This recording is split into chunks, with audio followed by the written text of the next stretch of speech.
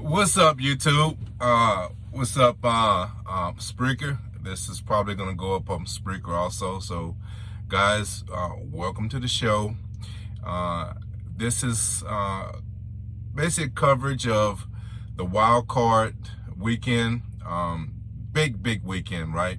A lot of expectations. And to be honest with you, the games were exciting, but the outcomes wasn't as competitive as you would have liked to have, what you would have imagined, considering what the expectations were for some of these matchups.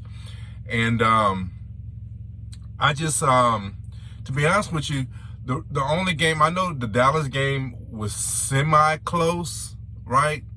But when we get to that, I'll kind of explain that I don't really consider that one being that close, right? As fans, we were fortunate, I guess you want to say, that it was a little close, right? It was an opportunity, I should say there. But the most, I think, competitive game was probably that Raiders game. And it even wasn't, it took a lot of effort for it to, be close, right? A lot of times in that game, you kind of felt like this could easily be a blowout, So the expectations for these games, mine were very high. I thought we was going to have a very competitive weekend, and it was a little lackluster, in my opinion.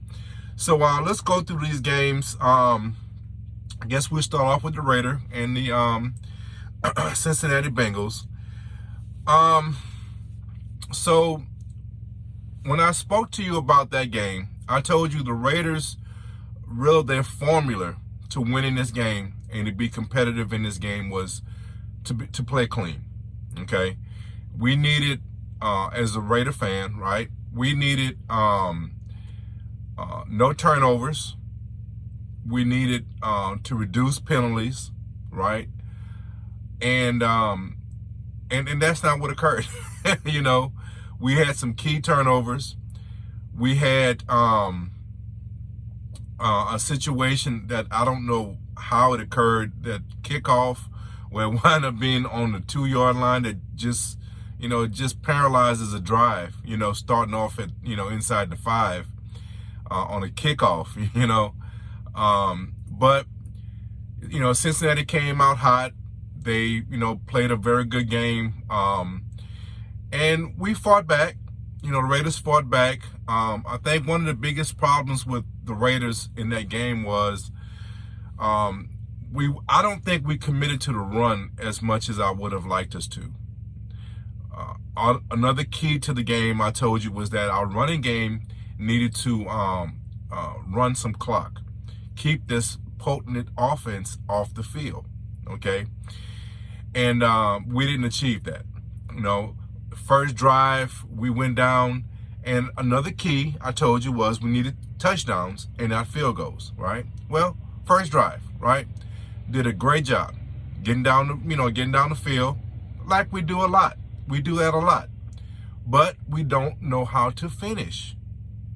Our imagination really goes away, other than bringing in Mariota for some type of read option, right? But when Carr is under center, or Carr is, under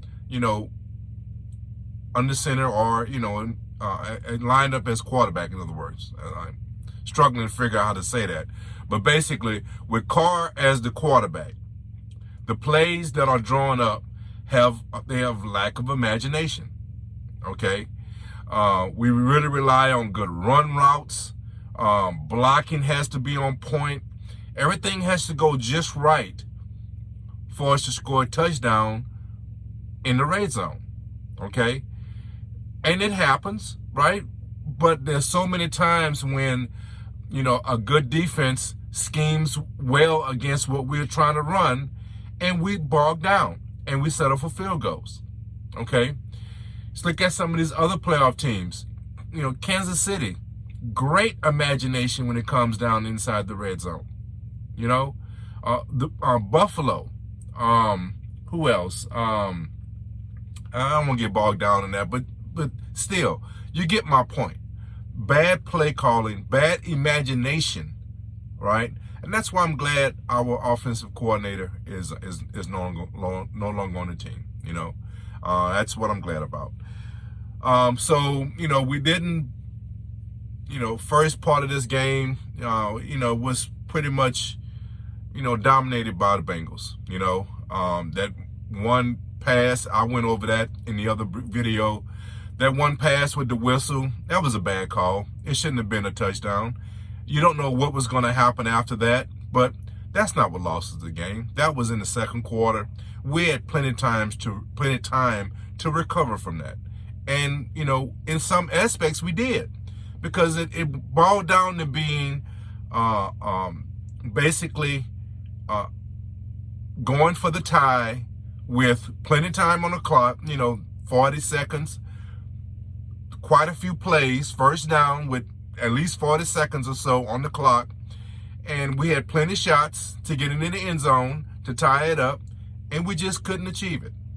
We couldn't come through, right? And so it was just hurtful to lose a game that we really had a chance. I think if we would have played well, better play calling, better play designs, I think we would have had a very good shot at winning that game. But we didn't have that, thus we on the couch, okay? But that was, to me, and it wasn't just because it was my team, that was probably one of the most competitive games, okay? But even that game wasn't, if it went into overtime, we definitely could have said that was an exciting game, competitive game, right? But it didn't, and good win by the Bengals, and they move on. That second game, that Saturday, this was a dud. I predicted this. I saw this being a blowout by the Bills.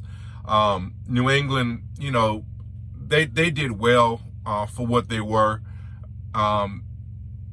Great defense, good running game.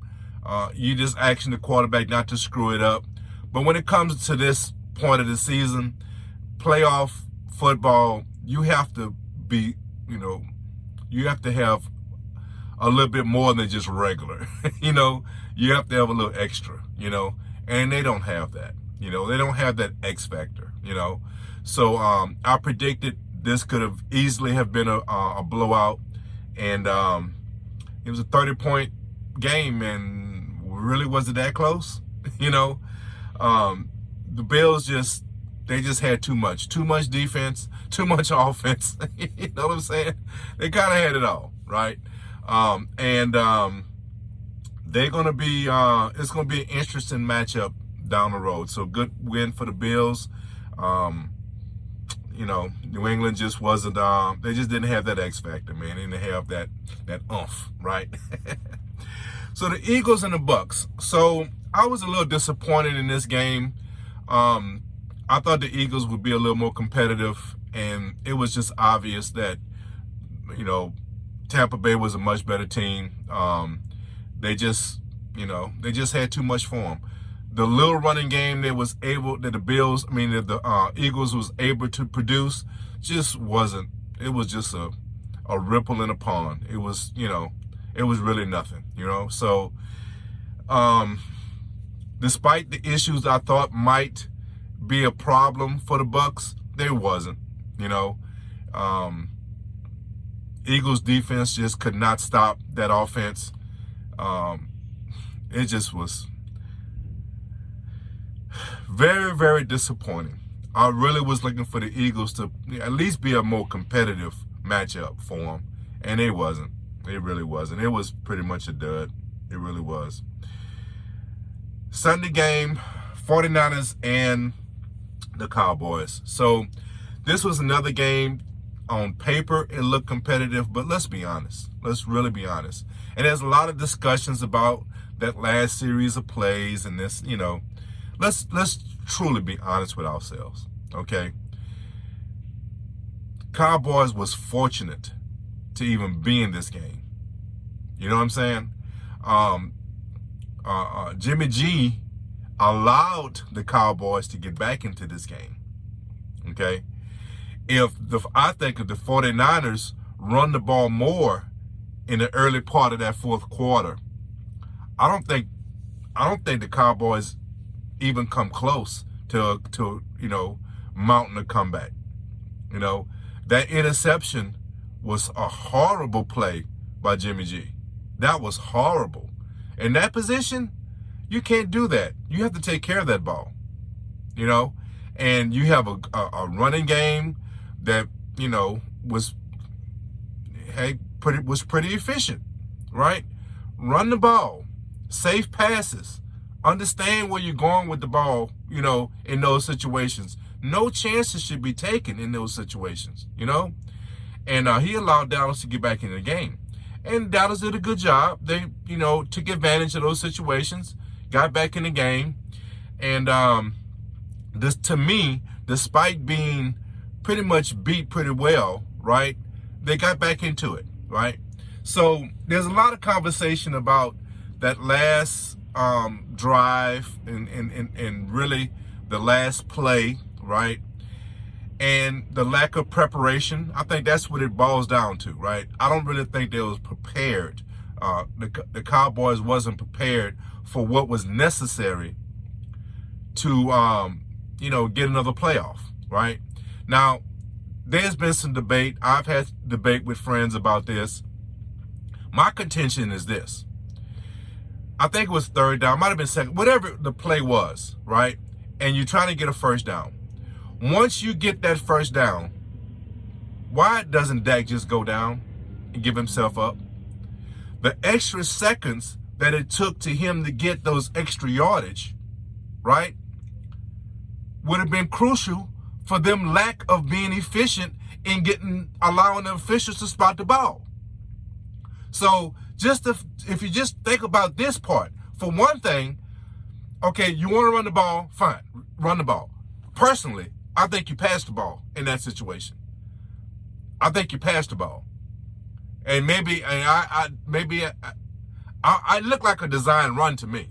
But maybe he just noticed real quickly, I got an open shot, let me go in, But I think it was an actual called run. A running back, it was a run design. I'm going to get it out, guys. I'll get it out. To me, it looked like it was a run design play. Okay? Maybe it wasn't. Maybe it was a pass play. He quickly realized, bam, I got to go. I see an opening. Let me go get it. Okay? After you get the first down, give yourself up. Give yourself up. Because now once you accomplish a new set of downs, your enemy is the clock. So every step after that first down costs you. You're not gaining. You might look like you're gaining yards, but you're costing yourself time. And time is more important than yardage at that particular point. After you cross that first down marker, now, of course, don't do something stupid and slide right at the marker and don't get the first down. After you get past that first down marker, and then give yourself up. And if you want to fumble around trying to, do what all you did, at least once the ball would have got spotted by the referees. And then also, too, the referee wouldn't have had to run so far down to get to the ball to spot it, right? He would have been a lot closer. Then you guys could have got lined up. He could have got spotted, and maybe you would have had a second or two to get one last play off. That's my contention. That's what I see the failures, right? But Dak, when he did what came natural to him. He got as far as he could, gave himself up. Then the lack of preparation really showed. Not understanding the referee has to spot the ball, all the other things. We all know what happened after that. And then you don't have time for another play, and now you look like, like you're unprepared, which that's what you were. You was unprepared. So, some people, there's been some debate, about, Dak not being prepared, the center not being prepared. Hey, that's coaching. Coaching, okay? That play should have been something second nature. It's like when you ride a bike, right?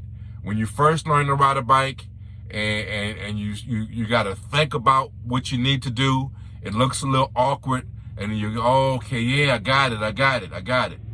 When you know how to ride a bike, you jump on it, and it's like you're walking, right? Well, that's how that play should be. You should know in your mind, I need to hand the ball to the referee.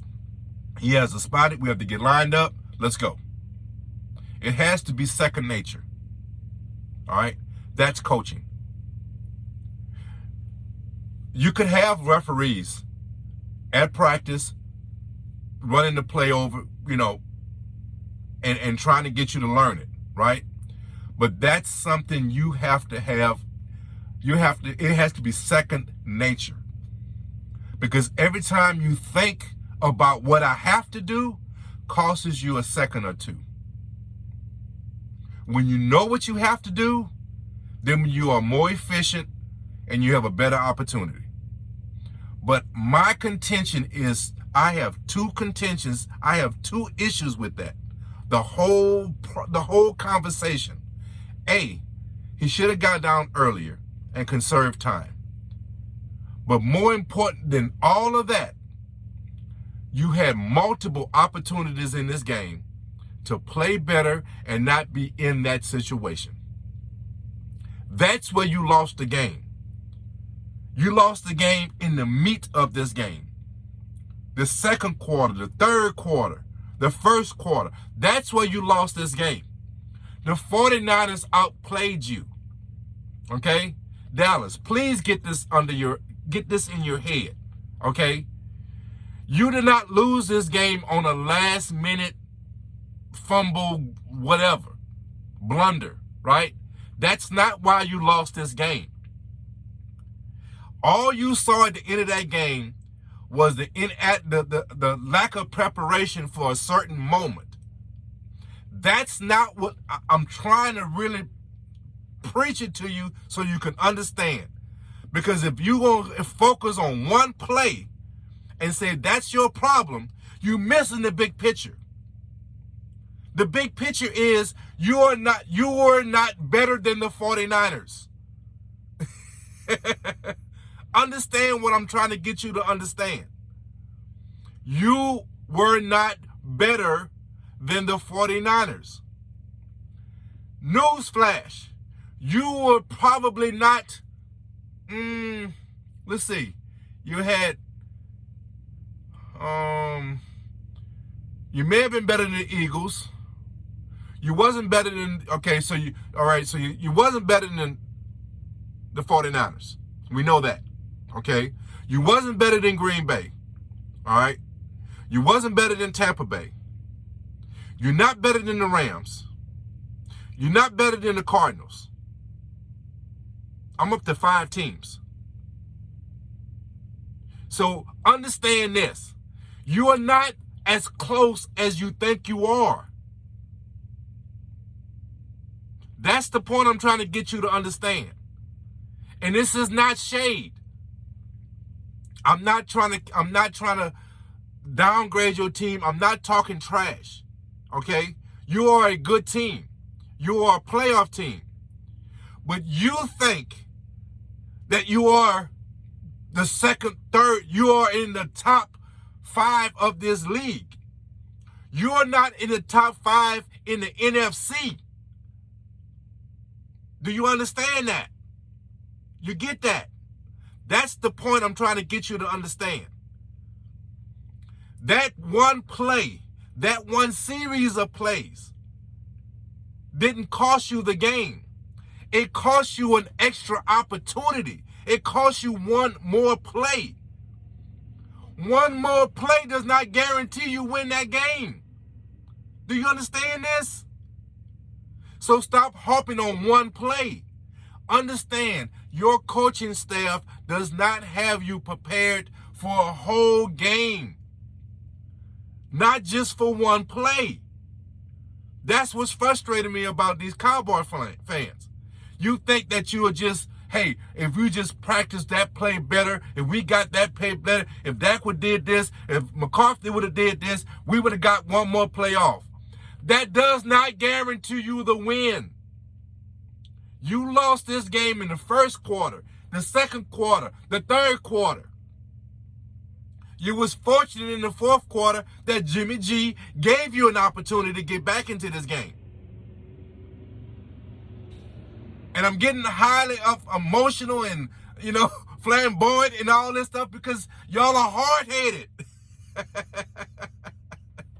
Y'all are so freaking hard-headed. So that's why I get excited. You ain't got to tell me about my Raiders. I know our issues. You ain't got to preach to me. I have to preach to y'all because y'all think y'all are something that you're not. Okay? So just relax, man. Just relax. You have work to do. Okay? I'll totally be honest with you. McCarthy is not the guy for you. I don't know. Maybe I'm not with these sports programs like that. So maybe I missed something today. So I don't know what happened today with your coaching staff, right? But changes need to be made. Now, can McCarthy get it together and lead you to the promised land? Perhaps he can. But changes need to be made. He needs to coach better. Okay? That's what I'm trying to get you to understand. You players need to be prepared better. You have to get better. I just named off at least 5 teams in the playoffs that's better than you. Okay? So, yes, you are a playoff caliber team, but you're not where you think you are. That's all I'm trying to get you to understand. Okay? So, good win for the 49ers. I warned you guys. Look, I picked you because I thought that you would be better. I thought you would play better, but I warned you. I warned you that this 49ers team had something for you. This 49ers team had the formula. They had the fight, the determination. And the only reason why they let you back in this game is because a bad quarterback can play. If Jimmy G take care of this ball, man, this would have been a game they would have won going away. Okay?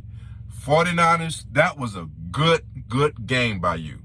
That was a hard-fought game, great game plan. You did a great job. And this might be, I'll get into predictions later on, but be proud of what you achieved. Because I didn't think you was a playoff team. Halfway during this season, I thought you was done for. I counted you out. You fought back. You played a fantastic game.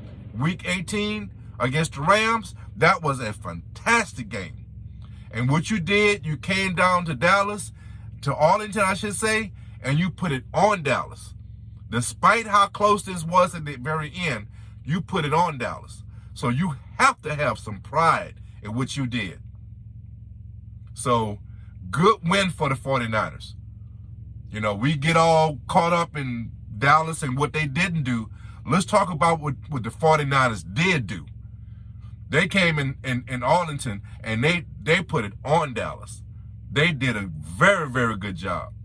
That was an impressive win. It really was. Despite your quarterback play toward the end, that was an impressive win. So you have to feel good about your team. Okay? Good win.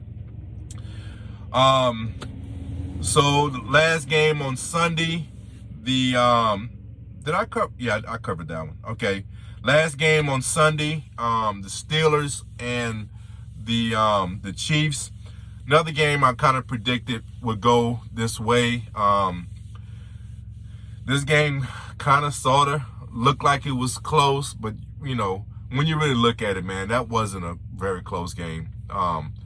Steelers, put together a couple of scores toward the end that made it look good on paper, but once the Chiefs got going, man, this wasn't a very competitive game. You look at Ben in his final game, and people got caught up into that and everything. And I've told you in the past, I'm not a big Ben fan, right? He's not a guy that I'm really a fan of, right? But I'm a huge fan of Tomlinson, huge fan of him, and the coaching job that he did this year was top notch, in my opinion. Right, and so, you know, I think as a Steeler fan, you have to feel good the fact that you was able to get into the playoffs, because once again, I counted you out, right? You got fortunate. Just keep it real. Let's just really keep it real. Lamar Jackson doesn't get hurt, and the Ravens are probably in the playoffs. You know, let's just be real with that, right? Hey, you did a good job getting in the playoffs. You gave your franchise quarterback a good farewell, but you was outmatched in this game. You knew it. Everyone knew it. And I guess your crowning achievement in this game was getting the first score, right? But yeah, there's not much to say about that game. Chiefs just showed how dominant they can be, that they're on the right track. The imagination with some of those plays, I'm just so impressed with what they do, right? And I look forward to next week. It's going to be a nice matchup. But good win by the Chiefs, and farewell to Ben. That's all you can say, you know. And I'll throw one more thing out there. If anyone in the Steelers organization frustrated with your quarterback, with the head coach, anybody that has a problem with your head coach, and you want to convince him to leave, you want to push him out, okay? That's your prerogative. You can have all the feelings you want about your coach, right? And that's your prerogative. Just give me a heads up. Like I said earlier, give me a heads up, because we in discussions for our coach right now, right? And you would make our job a whole lot easier if you let us know now, okay? Because I talked about a 10-year contract, and I told you last time it was a 15-year contract out there. Look, we got a lifetime contract for the man. Okay, we'll break the headlines, right? We got a lifetime contract for that man. Okay, so you don't want him. Okay, we got a home for him in the desert. Okay, so I just want to throw that out there, right? So Monday night game, another game I really was looking forward to, a competitive game, and it really wasn't. The Rams, I think, are just a much better team right now. Cardinals, have some injury issues, and they just simply didn't have enough for these guys. Rams just, man, they called whatever play they wanted to call, right? You had all type of plays coming at you, right? Stafford didn't, he didn't cost the team much with his patented turnovers, and they just played a extremely efficient game on both sides. The two guys they brought in mid-season, Beckham and Vaughn, they even made their statements in this game. Vaughn is really playing well now. Great time to really turn it on, right? And Beckham is being showcased the way he would like to be. He even threw that his little halfback, whatever you want to call, wide receiver pass, whatever you want to call it, right?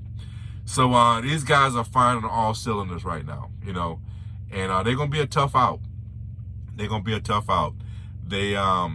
have a great lineup, stars on both ends of the ball, and they play very, very well. I know Cardinal fans are probably a little disappointed because you was on such a high during the season, and you lost your guy, and it kind of went south from there. During the season, you lost a lot of people. So you had a lot of fight with injuries, but sometimes teams, it's always been the case, right? Teams worry about peaking too soon, right? And maybe that's the case in this one, right? Injuries definitely played a part in it, but you might have peaked a little too soon, right? Hey, you went on a nice run. There's no doubt about it. There was a part of this season you was the best, period, hands down, without a question mark, right? But you got simply outplayed in this game, and it showed that they were a much better team than you. So, good win for the Rams. Just, a dominating win. Pretty much did whatever they wanted. So that was wild card weekend. Like I said, the expectations were really high, and it was not as exciting as I expected. It really wasn't. So let's move on. We have, I think it's going to be some very interesting matchups in this division round. Okay. We have, I think, some great storylines. I think we're going to have some very competitive games. There's a few games in here could actually be division championship games, in my opinion. We'll get to it. But I look forward to this being a much more competitive weekend, right? I really don't see any blowouts in this weekend, okay? I really don't. So let's get at it. I got a few notes here, and first game we got here is the Bengals and the Titans. Okay, so Bengals are the 4th seed, Titans the 1st seed. This game is it's Eastern time, 4:30, CBS in Nashville. This game, I see, if there's a game that could get out of hand, this might be the one. Okay, the reason why is because Burrow is on fire. This guy plays with a swagger. And I got my LSU swagger on, my LSU gear on. Spreaker, you can't see that, right? But YouTube, you can see I got my LSU gear on, right? And that's no coincidence. It's just today I just wound up putting this gear on, right? But it kind of, I can relate to the swagger that this guy plays with. He and Chase has this connection that they established at LSU, right? And this guy, he made a comment. This gives you the indication of where his head is at. Now, this is the 2nd year in the league, Now, he's not a young guy, I think he was the oldest rookie or the oldest 2nd year guy, right? So he's not an old guy. I mean, a young guy, so to speak, but he's young as far as experience in the league, okay? So this statement kind of comes off a little funny hearing it from a guy with his only 2nd year in the league. He said when the Raiders got the ball and he was making that drive, okay, he basically said, hey, go ahead and let him score because we want the ball and we'll win this game. You know what I'm saying? He's not saying, look, man, come on, defense, let's get a stop here. No, what he's saying is, okay, we didn't see this before. Raiders, go ahead and score your touchdown, tie it up, because once we get the ball back, we win it. You don't just wake up feeling like that. That's you born with that. That's developed over these years, right? And that's the same swagger and the same attitude he had at LSU. And Chase has that same mentality. Chase, these two guys are killers. I hate using that word, but you know what I mean, right? These guys will go at you for real. And they're not scared of the moment. They're not lost on this. When they tell you their goal is to win the Super Bowl, I feel very strongly that that's exactly how they feel. That is not just talk. You know what I'm saying? That's not a little canned message that you put together because, in front of the media, let me put forth my little canned messages, I want to sound good, whatever. No, that's how these guys feel. And it bleeds off into the team. And that's what good leadership does. So this team is not lost on what they're trying to do. Now, if you was watching my videos during the season, beginning of the season, the middle of the season, I was saying they're not quite ready. But I'd be damned if they hadn't proved me wrong. This team is ready. And that's what's dangerous. Because if the Titans don't do certain things to keep this game under control, it could easily get out of hand. Easily get out of hand. Okay? So let's go to some key talking points, right? And this is what's dangerous. This is why this game could get out of hand, right? Burrow, we know, is hot. And his connection with Chase is undeniable. But it's not just Chase. He has 4 weapons just with the wide receivers and tight end. I'm not even talking about what's coming out of the backfield. Okay? Just his wide receivers and tight ends, right?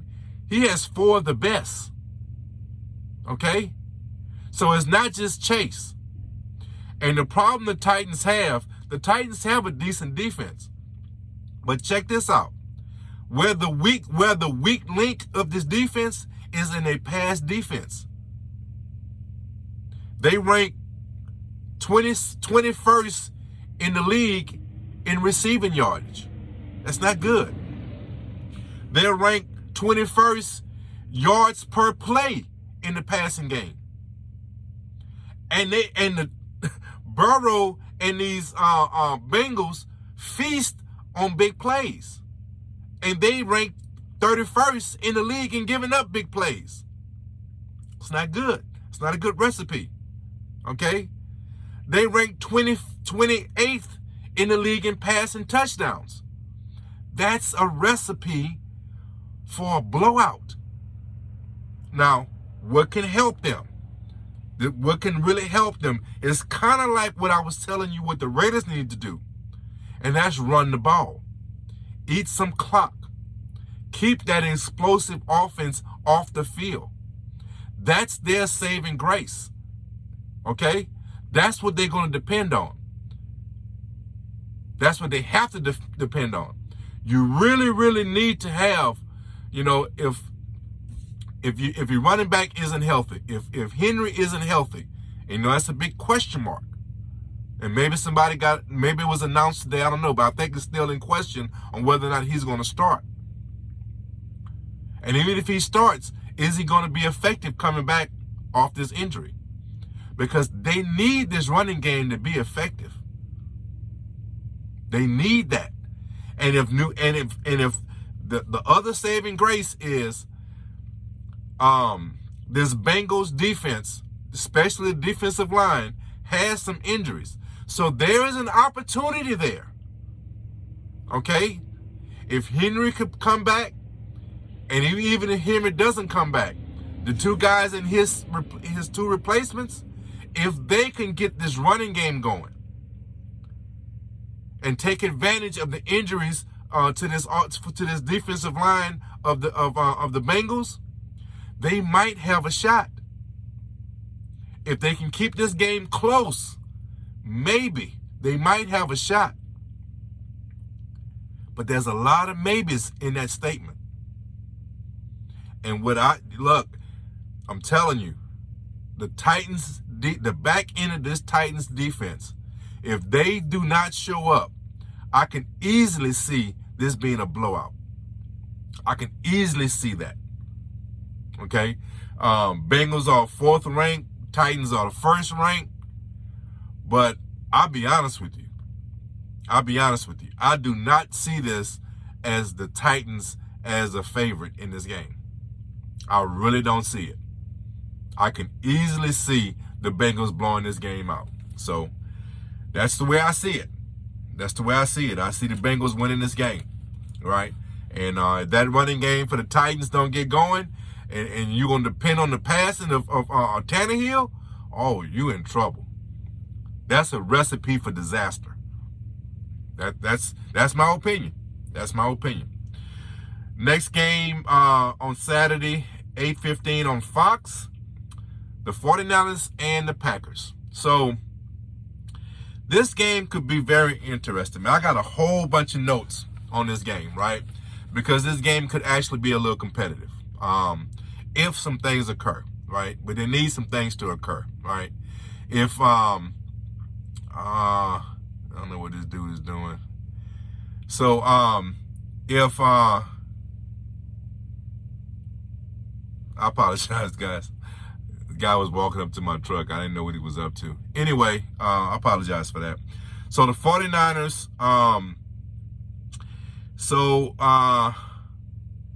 Samuel. At times, this guy is like an unstoppable force, right? Man. The guy. So one of the key matchups to me is the 49ers run game versus Tampa Bay's defensive run game, or stopping the run, however you want to put it. I'm butchering that up, right? And that's one of the big weaknesses to Green Bay, right, on the defensive side. They don't stop the run very well. Okay, they rank pretty low when it comes to stopping the run. So if the 49ers could exploit that lack of defensive run stopping ability, right, they have an opportunity here. Because that'll achieve two things. If they can run the ball, control the clock, keep Aaron off the field, that's a good recipe. That's an excellent recipe. Okay? And it's just not Sanders, right? I mean Samuel. Mitchell. Mitchell can get off too. Elijah Mitchell is a very good running back. He runs hard. So if that running game for the 49ers could get going, right? And shorten this game and keep Aaron on the sideline, right? They have a good shot. They have a real good shot. The only issue is this. Aaron Rodgers has so much of a motivating factor going into this game, okay? This guy uses every little thing to motivate him. He's real petty. For as great as Aaron Rodgers is, right? He's real petty, right? He uses every little thing to motivate him, right? And one thing I'm sure, because the commentators have talked about this, and I'm sure he's heard about it, and he's probably got it, probably plastered all over his house, right? He is 0-3 against the 49ers in the playoffs. He hasn't beaten these guys in the playoffs.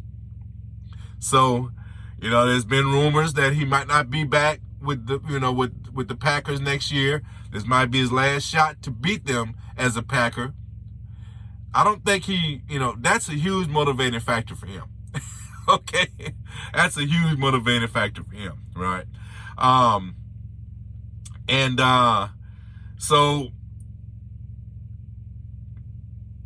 I don't know, man. I just feel like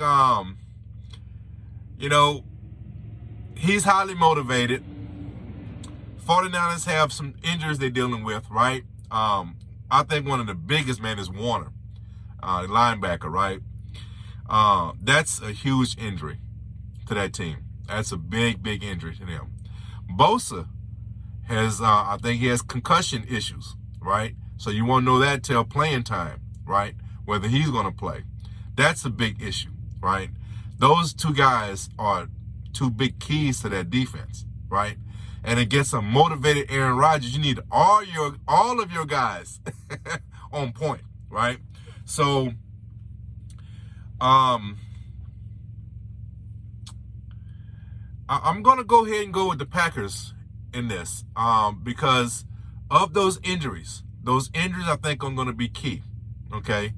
A highly motivated Aaron Rodgers. He's motivated anyway because he wants to win, right? But you throw something else at him like that, like he's 0 for something against somebody, oh, that puts a little chip on his shoulder, right? And he's already hard to deal with, so that doesn't help that you gave him some extra motivation. Another thing I'm afraid of is Jimmy G. He plays well at times, but he makes too many mistakes. And in games like this, you have to play clean. You can't have the mistakes, right? And as much as I feel they dominated Dallas, and maybe domination might not be a good word, but they outplayed Dallas, and I think they would have won that game handily. Jimmy kept him in the game. He gave him an opportunity, right? You give Aaron Rodgers those type of opportunities, and you get blown out. You don't just lose the game. You wind up getting blown out, okay? So I'm very nervous about Jimmy G not making a mistake, okay? A motivated Aaron Rodgers is dangerous.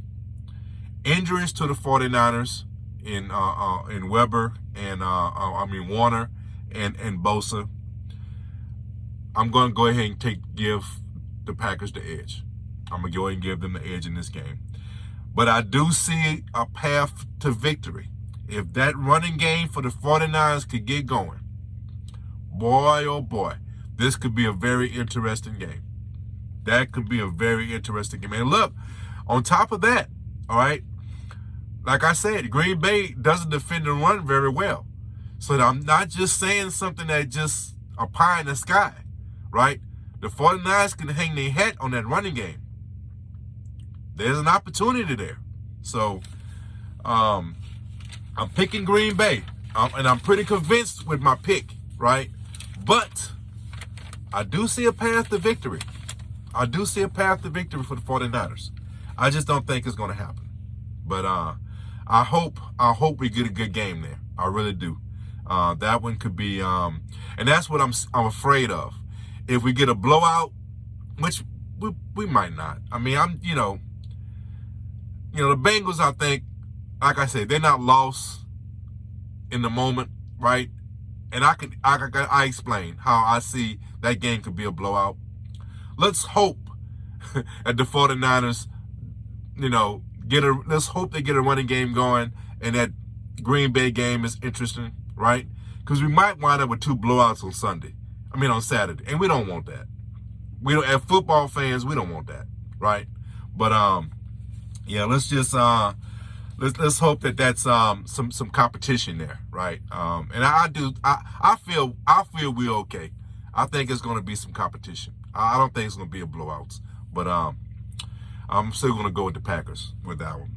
So 3:00 NBC on Sunday, the Rams and the Bucks. Okay, now this game, I'm gonna tell you right now, I'm going with the Rams. Okay, now the Bucks played a game last week against the Eagles, and the Eagles just didn't have enough for them. Okay, they just didn't have enough. They was relying on the running game. Running game didn't really get going, and it just got out of hand too fast. And hey, they're the defending champs, so you know what I'm saying. But now this is a whole nother beast they're dealing with, right? The Rams are coming off a victory where they really understand their potential. Okay. As a team, you go in practice, you go in film study, and you say, oh yeah, man, if we put things together, man, we can do it. And then you don't quite live up to the billing when you get on the field. You get the victory, you win the game, but you feel like, man, I got so much I can do, man. I ain't showed my true potential yet. You know what I'm saying? And as a team, I think that's how it's been, right? Last week, they showed their potential. Monday night, they showed what they're capable of doing. Now, they're coming into this game with their chest poked out, right? Knowing, hey, we got it. We got this swagger with us, right? And the Bucks, look, this game boils down to a few things, okay? Now, the way I see it, the Rams have a better defense, okay? We just compare the two sides, right? The Bears, I say the Bears. What am I talking about? The Rams. The Rams have a better defense, okay? Just bottom line, they have a better defense, all right? Bottom line, they have a better offense, okay? So they are better on both sides of the ball, okay? So now when you look at key matchups, and this is the thing that really is going to really be the telling of this game. Ramsey against Evans. If Ramsey can handle Evans without needing help, the Bucks in trouble. I'm going to repeat that. If Ramsey, one of the best corners in this league, could handle Evans, one of the best wide receivers in this league, if that matchup is a wash, if Evans doesn't have a distinct advantage, the Bucks are going to lose this game. Okay? Mark my word. Because if they can take Ramsey and put him on Evans, and I'm not saying shut him down, but neutralize him, neutralize his effectiveness.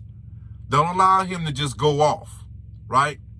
Now you can easily double Gronk, okay? And look, Gronk against what's this guy Jones? I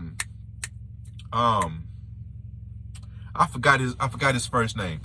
Rams, they got a guy named Jones, right? He's a linebacker. Very, very competitive guy against these tight ends. Okay? Very, very competitive. Now, if you can get Ramsey to handle Evans without needing help, Lord knows if you can get Jones to handle Gronk without needing constant help. Now you can concentrate on these other guys, shut these guys out, make this team predictable. Man, you got a recipe for a victory there. You got a recipe for a victory. One of the advantages Green Bay had at one point was having multiple weapons at the wide receiver position. Okay? Now, the guys they have are pros, right? They can make plays, but they're not as effective as the guys they had there. Okay? So you, with injuries and little craziness, right? You're down to one big-time wide receiver and one big-time tight end. Okay? Now, I'll get to the running game a little bit because they got more weapons than that. I'm talking about on the passing side, right? And if you can stop Evans without constantly needing help, if you can stop Gronk without constantly needing help, now you can really play great defense against the other guys, and now you are really putting Brady in awkward positions, having to make pinpoint passes. Then, now, let's move it forward. Vaughn is playing, he's coming on now. Okay? And they got this guy named Donald. I don't know if you know about him, right? On the inside, probably the biggest freak defensive lineman we know of, right?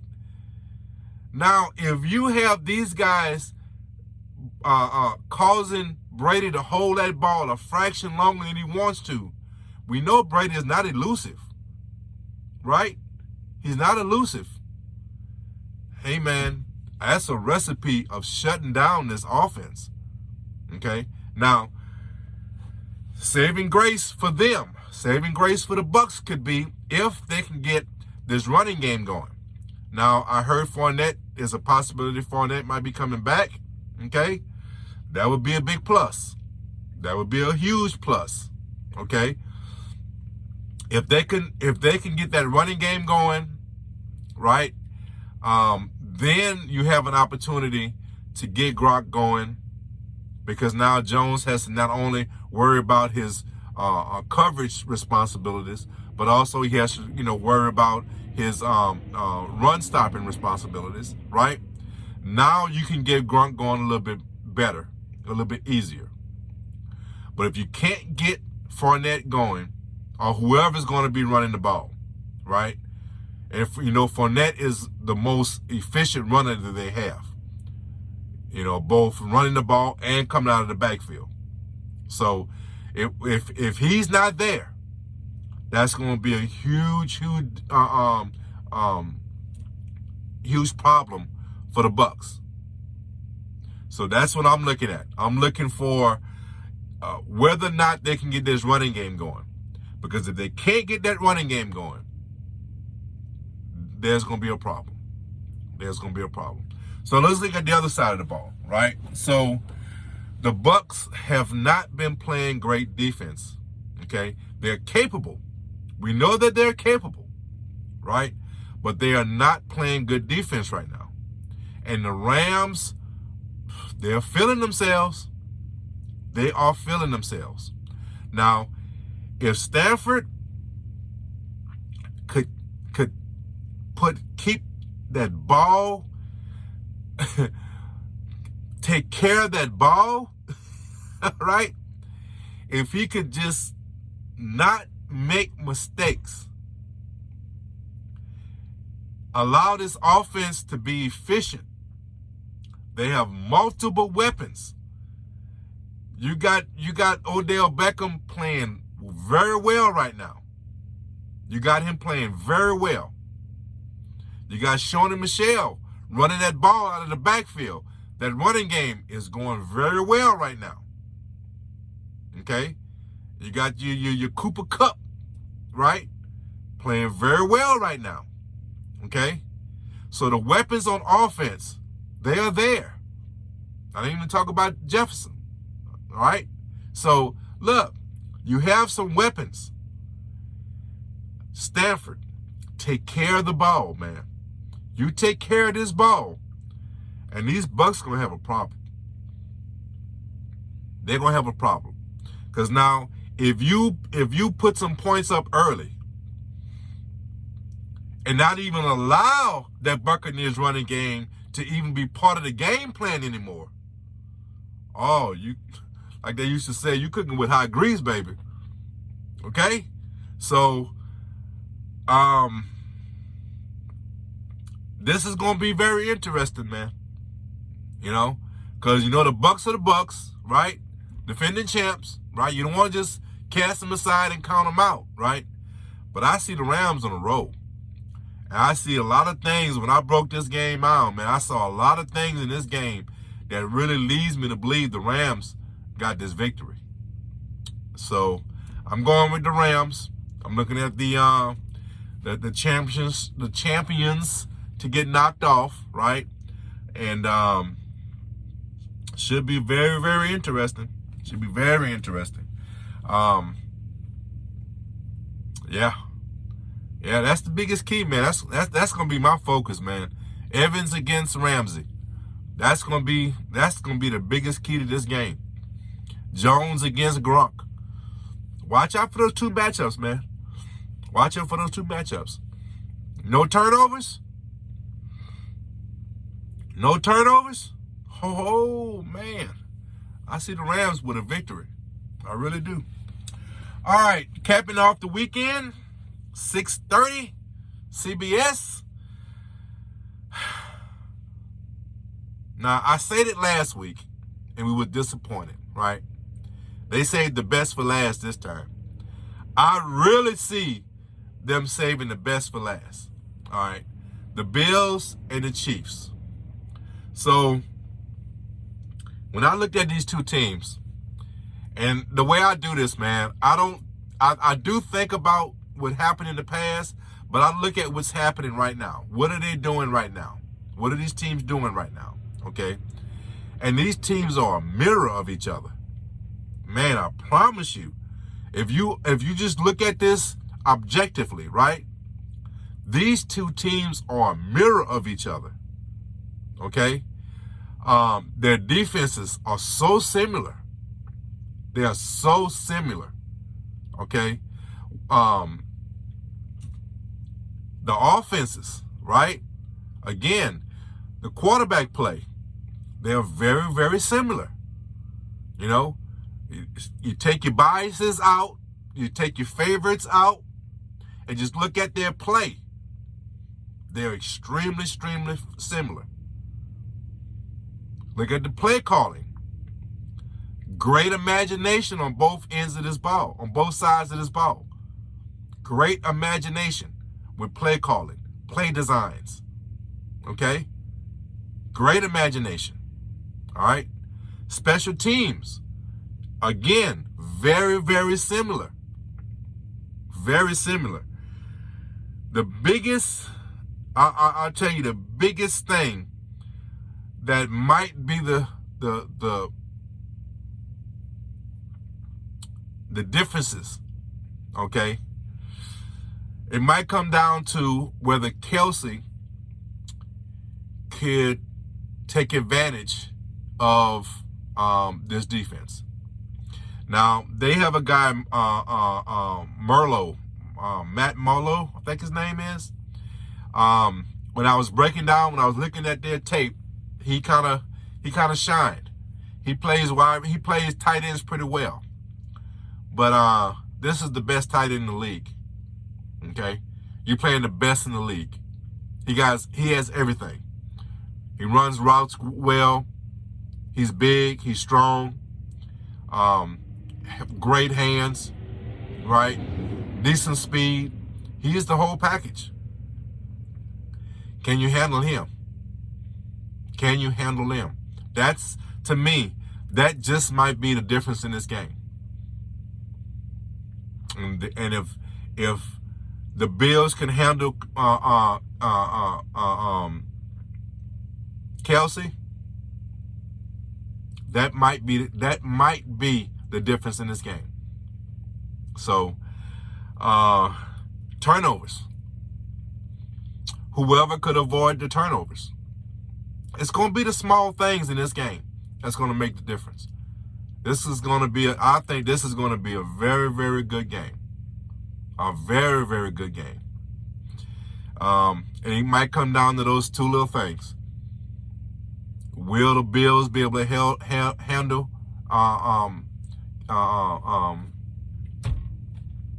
Travis? Will they handle him? If they can't, Kansas City going to have an advantage. If they can, it's going to be interesting. It's going to be interesting. Who turns the ball over? Who takes care of the ball? You know? Now, there are times when both of them are, both quarterbacks are careless with the ball at times, right? But you tend to see a little bit more in Buffalo. Buffalo has a little bit harder time at times taking care of the ball, right? So, again, that's what it might boil down to. Just those little small things, okay? So, being that they're at home and being that I think Travis is probably going to be the key, I'm going to go ahead and go with the Chiefs. But this could easily be the team that wins this game could easily be the team that goes to the Super Bowl. Now, we're getting ahead of ourselves, right? We're getting ahead of ourselves. But that's what it might, this game right here just might be for the AFC Championship.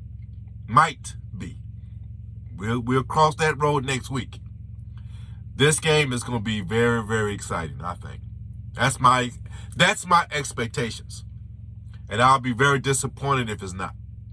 I'll be extremely disappointed if it's not.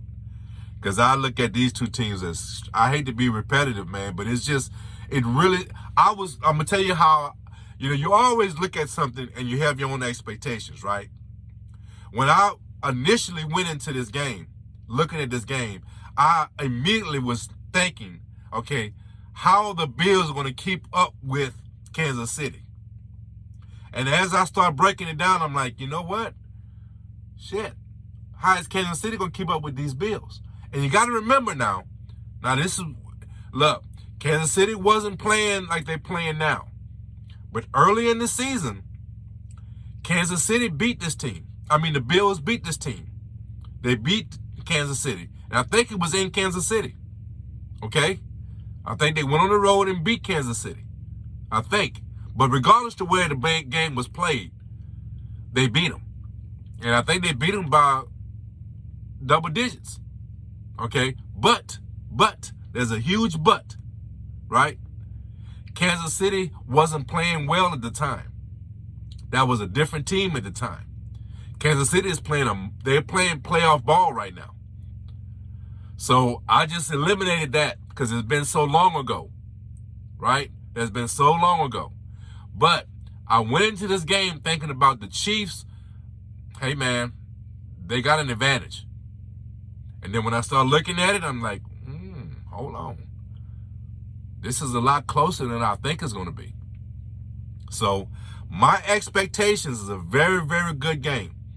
I said it last week, and I was really, really wrong, right? Hopefully, they saved the best for last. Hopefully, we end this weekend on a high note with a great, great competitive, exciting ball game. So, I'm giving the edge to the Chiefs, Kelsey, and being at home. I think it boils down to just something small, as simple as that.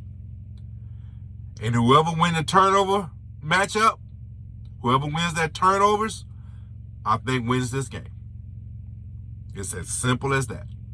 So, guys, I hope you are excited as I am for this playoff, for this divisional NFL weekend. Okay, and I don't know if you're interested in my opinions about my Raiders, but I'm going to give it to you anyway. Okay, I am glad that we're getting rid of our offensive coordinator. That's a must. That's an absolute must. Okay, and there's a few little things that people are talking about, and things that I really want to address. I want to give my opinion about them. Okay, I don't really have a strong opinion about our GM. The guys that are being rumored, right? I like the guys that are being rumored. I'm not going to go into all that. That's not my focus. Okay, I think we did a good job. Mayock, I think, could have proven people wrong and did a good job. But the fact that he was so closely tied with Gruden, I just simply see that was a natural decision, natural progression. Move on from that whole situation. And I get it. I get that. All right. The GM position, the two guys they looking at, I'm okay with. I'm good with both of those guys. Okay, either one they pick. My issue is the coaching. Okay, so the way I look at it is this, and the coach to me is kind of tied in with the quarterback. If you're going to be committed to Carr, okay, first of all, let me say this first. You would be stupid if this organization extends Carr. Going into this next season, you have to look at Carr having to prove himself. And let's start there first. Okay, because there's a lot of rumors about quarterbacks. Okay, so I don't really have an issue with staying with Carr. In fact, if you tell me we're going to get rid of Carr and go into this draft and get somebody, I think you're picking 22nd. Okay, I don't want that option. I don't want that. This is not a deep quarterback draft where you're going to get somebody the 21st spot, 22nd spot, or you got the draft capital to move up and get somebody. I do not want a rookie. If we're talking about a rookie versus Carr, I'd rather take my chances with Carr. Okay, let's make that known. Okay. Now, there's some free agents or potential guys coming in, right? The three guys that people are looking at is Desean Watson. If he can get his case clear, and I've said this in the past, and I'm going to reiterate it right now, I think the charges are bogus against that young man. I think this is all a farce. I could certainly be wrong, but the fact, I'm going to stand on this fact right now.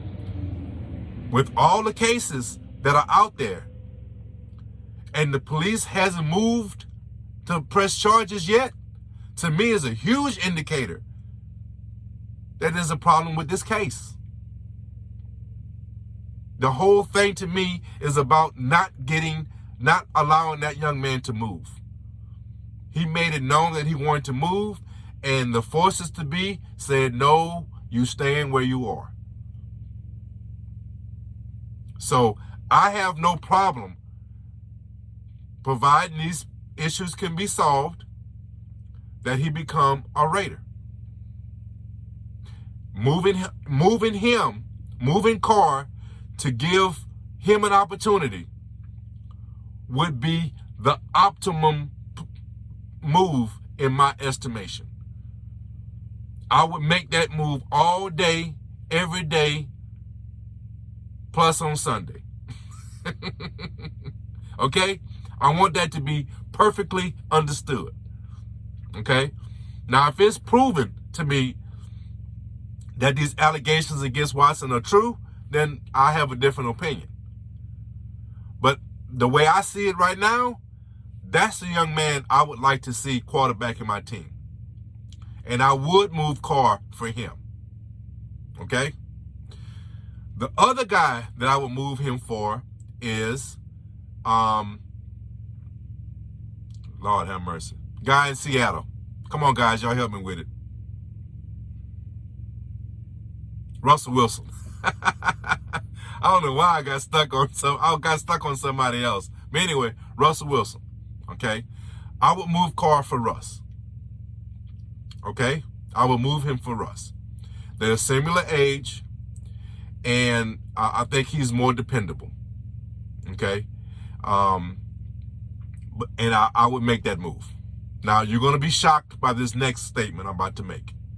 There's a lot of rumors that they're targeting Aaron Rodgers because he's made statements that he wants to be out of Green Bay.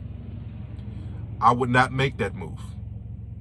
Now, you might say, Raider Kev, what the hell are you smoking?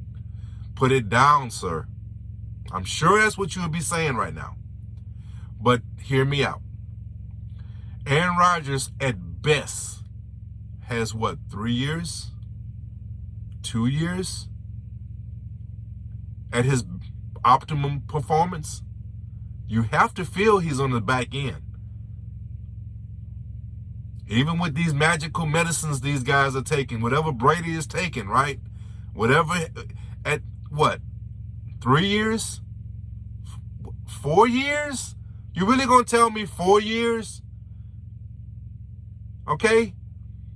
So, if you're gonna guarantee me a Super Bowl victory, then okay, fine. I'll take it. But there's no guarantee, and you don't have longevity. Russell Wilson has easy 5 to 6 years left. Desean Watson barely has started his career. So those two options I would take. But Carr is not a scrub. You give Carr a W1, a real first, number one wide receiver, and we in this division games. I take it a step further. You give us a quality starting offensive line I take it even a step further. You give us a quality starting right tackle, and we probably in the division. We're in a division game. Okay, so we're not that far off with Carr as our quarterback. So I'm not just going to just give him away for nothing, for anybody. And that's my own. I have two options. I do not want. Okay, let's eliminate.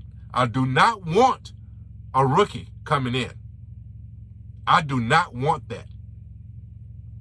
I do not want Aaron Rodgers. Because simply, not that he's, look, if you put Aaron Rodgers on our team, we get a Super Bowl, I'm going to be head over heels, right? But that's what it's going to be. That's what's going to be required. You're going to have to give me something right away. And we don't look. You have to get him at a good price also, and that's one of the reasons why I don't want to extend Carr. He's going to be coming in next year at a 19. Now, he's made the statement he don't want to play anywhere else. He wants to be a Raider for life. Okay?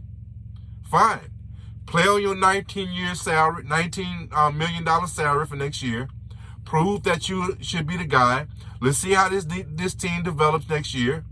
See how close we are. And then we'll make a decision from there. Play it with this $19 million number. Let's get you a W1. Let's get you a quality right tackle. Let's get you a quality left guard. Okay? Let's build this team around you, and let's see what happens. Don't be pushing for no extension. If you, okay, I even would say this. I would say this. If you extend Carr for $20 million for 3 years, 4 years, I'll go with that. I'll be good with that. Because now you can put guys in place to help him. You can get you a true number one wide receiver. You could beef up this offensive line. You can get you a quality number one shutdown cornerback. You see what I'm saying? You could do some things to build around this team and give him some things to for the rest of his career. Now, if you're going to replace him with Watson, then I kind of like Watson. Okay, give me that dude. Okay, all right. But that's what I'm talking about. So now, moving this conversation on, whatever you do at quarterback leads me to understand what I want to do with a head coach. Now, Harbaugh, I get it out, guys. He's been rumored as our next coach. Okay, look, there's a lot of guys in Raider Nation are real excited about that move. It's an okay move, but I'm not head over heels about that move, right? There's a couple other guys that I really, Brian Lechtwich is kind of the guy I'm looking at. There's a guy in Kansas City I really would like seeing coaching my team. Okay, so this whole Harbaugh conversation, I'm not head over heels with that decision. There's a couple other guys that I really would love to see coaching this team. So, and I want an offensive-minded coach. I want an offensive-minded coach. And I know that's not something coaches like to do. They like to bring their own guys in. I really would like to see Gus Bradley stay as our defensive coordinator. And I know that's, you're talking about Madden now. You know what I'm saying? Putting in people as you see fit, right? And I know that's not how things go, right? But I like Gus, and I like what he's building with his defense, And if you don't understand what I'm talking about, go look at my other video and breaking down what I think happened in that game. And you could say the defense cost us that game? No, defense didn't cost us that game. The defense have really given us a whole opportunity through this whole back end of this season to have a playoff run. The defense wasn't shutting down people, right? We have injuries in that defense. But one thing this defense didn't do, what we have been doing the past few years, is giving it up. We've been giving it up. We've been a joke on the defense side of the ball these past few seasons. And that was not the case this year. So despite whatever deficiencies you saw in our defense, one thing you can't say is that we didn't give our offense the opportunity to win the games. Even on Sunday, with that loss, the defense gave us an opportunity. It wasn't that Cincinnati gave us interceptions or gave us, they played bad. We played well, and that defense played well and gave that offense the opportunity to win that game. That's quality defense. Now, we didn't seal a deal, obviously. We're on the couch. But that's why I don't want, it would not hurt my feelings if Gus Bradley is our defensive coordinator going into next year. Like I said, you're playing Madden. I understand that. I understand that's not how that works. But that's my feeling. So, guys, I appreciate you hearing my opinions about my Raiders. Okay? I appreciate that. But I got to get it out. I got to vent. I got to vent to somebody. All right? But, guys, I hope you guys enjoy the video. I hope you guys enjoy this divisional weekend. These games should be exciting. I hope that they're exciting, and I hope you enjoy. So, guys, like always in my videos, guys, take care of each other. Let's love each other. And, guys, be blessed. Raider Cav is out. Peace.